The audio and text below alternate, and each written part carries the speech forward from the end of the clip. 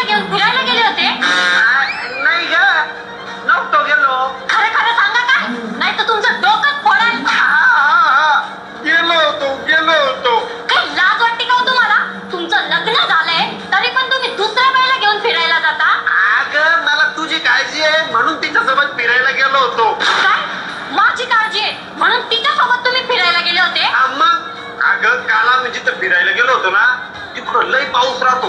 एवढा पाऊस चालू होता का पिंकीचा खड्डो खवललं झालं. अगं सर्दी झाली तिला, सर्दी आणि नुसती आची आची आची करून राहिली.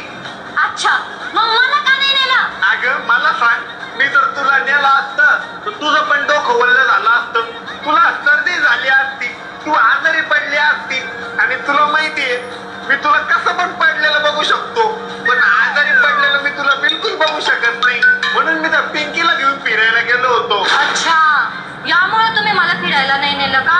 तुम्ही माझी किती काळजी करता हो, आणि मी पण पागलच आहे, उगाच तुमच्यावर डाऊट घेते. मग सॉरी हा, सॉरी. नको सॉरीची काही आवश्यकता नाही.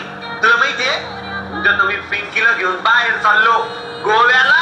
आता गोव्याला कशाला चालले तिला घेऊन? अगं येडे, गोव्याला आहे ना समुद्राचं पाणी राहतं आणि समुद्राचं पाणी कसं राहतं, खारट, आणि खाऱ्या पाण्याने त्वचा कशी अशी काळसर पडून जाते ना. हा, म्हणजे पिंकी काळी पडल, म्हणजे आपल्या गल्लीत मी सुंदर दिसल. आता कशी हुशार झाली तू. मी की नाही तुमची बॅग करते. बर. आणि